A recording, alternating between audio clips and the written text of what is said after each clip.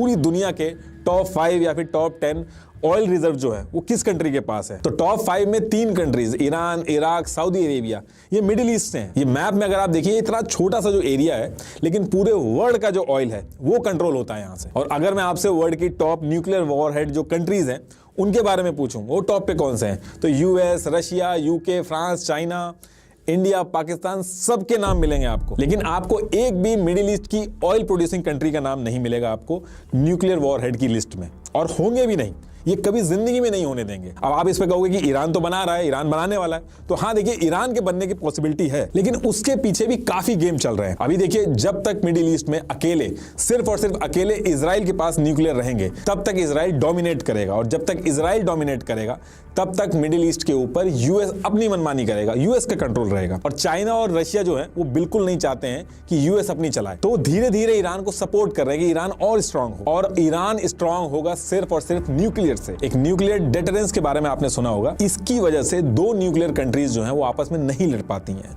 अब बीच बचाव हो जाता है। आप सोच के देखिएगा कि कोई 2 न्यूक्लियर कंट्री और वो आपस में लड़ गई हो, नहीं लड़ने दिया जाता है। अभी इजराइल की मैं बात करूं तो ईरान को कितना भी जाके मार ले, या फिर पैलेस्टीन में कितना भी कुछ कर ले, इतना ज्यादा कोई बीच बचाव नहीं करेगा। लेकिन अगर ईरान के पास न्यूक्लियर आ गया तो फिर ये लड़ाई बैलेंस हो जाएगी, दुनिया लड़ाई होने नहीं देगी इसको। तो ईरान को न्यूक्लियर देके इस पूरे रीजन में पावर को बैलेंस करने की कोशिश की जा रही है। जैसे यूएस के अगेंस्ट में जो कंट्रीज हैं वो नहीं चाहती कि अकेला यूएस यहाँ पे राज करे, इसलिए वो चाहते हैं कि ईरान न्यूक्लियर पावर बन जाए, उससे पावर बैलेंस हो। जैसे जब इंडिया न्यूक्लियर पावर बन गया था तो पाकिस्तान को भी बहुत कंट्रीज ने हेल्प करी थी न्यूक्लियर बनाने के लिए। ईरान का जो न्यूक्लियर पूरा प्रोग्राम है वो भी बड़ी कॉम्प्लिकेटेड स्टेट में है। देखिए न्यूक्लियर वेपन बनाने के लिए एक अलग यूरेनियम चाहिए होता है, यूरेनियम 235 आइसोटोप, ये यूज होता है। लेकिन मैक्सिमम जो नेचुरल यूरेनियम मिलता है वो मिलता है यूरेनियम 238। अब इस यूरेनियम 238 को एनरिच करके यूरेनियम 235 बनाया जाता है। तो ये जो पूरा बनाया जाता है, इस पूरे प्रोसेस को ही कहा जाता है यूरेनियम एनरिचमेंट। न्यूज में आपने बहुत वर्ड सुना होगा। तो ईरान जो है वो यूरेनियम का एनरिचमेंट कर रहा है।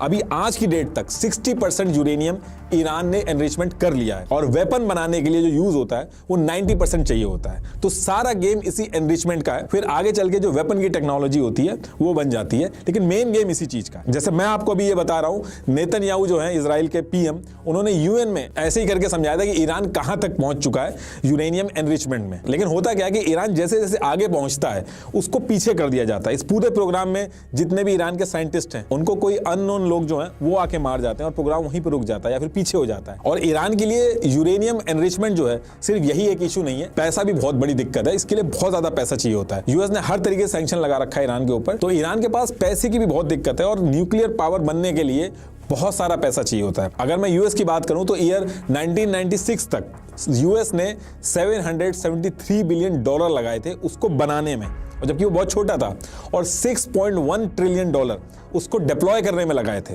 डिप्लॉयमेंट में ज्यादा पैसा लगता है। एक एटॉमिक ऑडिट इस नाम से आपको एक फाइल मिल जाएगी इंटरनेट पे, उसमें सारी चीजें मेंशन है। तो ईरान के सामने पैसे की भी दिक्कत है, और इसके साथ साथ इजराइल और सऊदी अरेबिया, ये भी बहुत बड़ा चैलेंज है ईरान के लिए। ये दोनों नहीं चाहते कि ईरान वहां पे स्ट्रांग बने। और ईरान और सऊदी जो है, वो जो इस्लामिक रिवॉल्यूशन हुआ था उससे पहले तो दोस्त थे, लेकिन उसके बाद से उनमें बहुत बड़ी राइवलरी हो गई है। ईरान जो है वो मिडिल ईस्ट की सबसे पुरानी कंट्री है, इसका बहुत लंबा इतिहास है। वहीं सऊदी अरेबिया की बात करें तो वो सिर्फ अभी 1932 में बनी है, और बनते ही वो पूरे मुस्लिम वर्ल्ड का लीडर बन गया है। होली प्लेसेस जो है वो भी सऊदी में है। और वहीं ईरान इतना पुराना होके मिडिल ईस्ट के अंदर उसके पास जमीन भी कम है सऊदी अरेबिया के कंपैरेटिवली, और वो लीडर भी नहीं है। ईरान की बात करें तो 1.64 मिलियन स्क्वायर किलोमीटर एरिया है ईरान के पास, जिसमें 8.79 करोड़ ईरान की पॉपुलेशन रहती है। वहीं सऊदी अरेबिया जो सिर्फ 1932 में बना था, उसके पास 2 मिलियन स्क्वायर किलोमीटर का एरिया है, और जिसमें सिर्फ 3.6 करोड़ पॉपुलेशन रहती है उसकी। तो पहली चीज तो ये जो डिफरेंस है ये ईरान को कम पसंद है।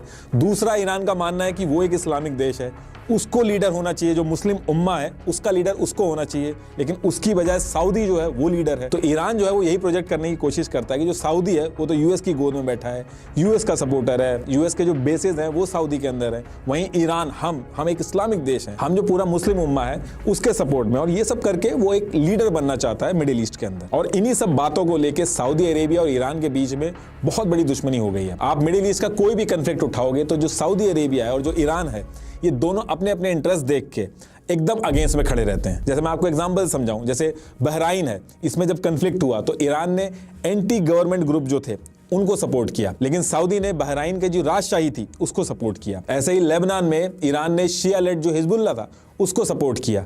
वहीं सऊदी अरेबिया ने लेबनान की गवर्नमेंट को सपोर्ट किया। ऐसे ही यमन की बात करें तो ईरान शिया लेड हौती रिबेल्स जो हैं उनको सपोर्ट करता है। वहीं सऊदी जो है वो यमन की गवर्नमेंट को सपोर्ट करता है, सुन्नी पॉपुलेशन को सपोर्ट करता है। अभी 2016 में ही सऊदी के अंदर एक शिया रिलीजियस फिगर थे, निम्र अल निम्र, इन्होंने प्रोटेस्ट किया सऊदी के अंदर कि ये राजशाही नीचे होनी चाहिए और सऊदी अरेबिया के अंदर इलेक्शन होने चाहिए। तो सऊदी अरेबिया ने इसमें ईरान का हाथ बता के निम्र अल निम्र जो थे उनको मौत की सजा सुना दी। थोड़ा सा भी रिस्क सऊदी नहीं लेता। सिर्फ सऊदी ही नहीं, पूरे मुस्लिम वर्ल्ड ने देखा है कि ईरान के अंदर सिर्फ 1 साल के अंदर यूएस और राजा इतने पावरफुल होकर भी घुटनों पे आ गए थे, तो वो बिल्कुल भी रिस्क नहीं लेना चाहते। और ईरान ने भी अपने कई सारे स्टांस चेंज किए हैं, अलग अलग स्ट्रेटजीज लगाई हैं इस पूरे मिडिल ईस्ट का लीडर बनने के लिए। जैसे पहले वो खाली शिया की बात करता था, आज की डेट में वो शिया और सुन्नी दोनों की बात करता है, क्योंकि उसको समझ में आ गया है कि जब भी शिया और सुन्नी का डिवाइड होता है तो उसको नुकसान होता है। ईरान बिना शिया और सुन्नी दोनों के सपोर्ट के मुस्लिम वर्ल्ड का लीडर नहीं बन सकता है। जैसे मैं आपको हमास का एग्जाम्पल बताऊं, हमास एक सुन्नी लेड ग्रुप है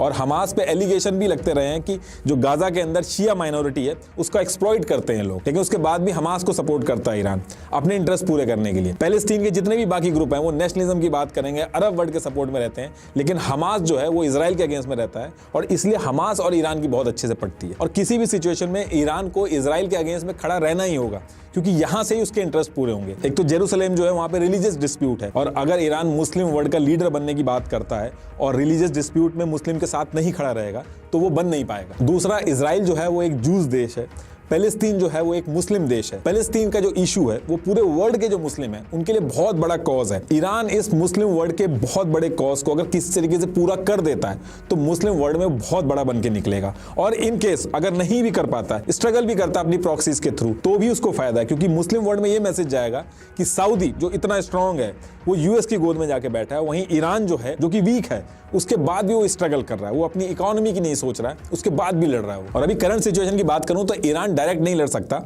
चाहे वो यूएस हो या इजराइल हो, किसी के भी सामने इजराइल की जो मिलिट्री पावर है वो वीक है। खाली मैं ईरान के एयर अटैक की बात करूं तो इजराइल से बहुत पीछे, यूएस से तो बहुत ही ज्यादा पीछे। लेकिन 1979 के इस्लामिक रेवोल्यूशन जब हुआ था उस टाइम भी ईरान के पास इतनी बड़ी मिलिट्री पावर नहीं थी।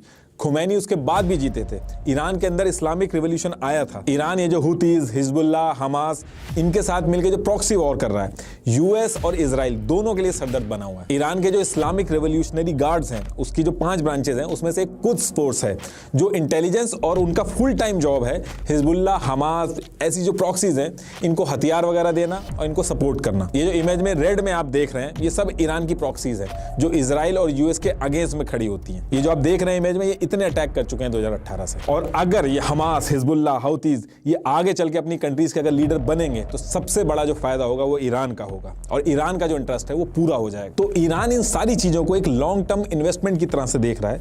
अभी वो सैंक्शंस वगैरह जो हैं वो उसके ऊपर लग चुके हैं, इकोनॉमी उसकी चली गई है, लेकिन लॉन्ग रन में जो वो सोच रहा है, जिसको लेके वो आगे बढ़ रहा है, प्रॉक्सीज को सपोर्ट कर रहा है, अगर 70 to 80% भी पूरा होता है तो ईरान जो चाहता है वो हो जाएगा।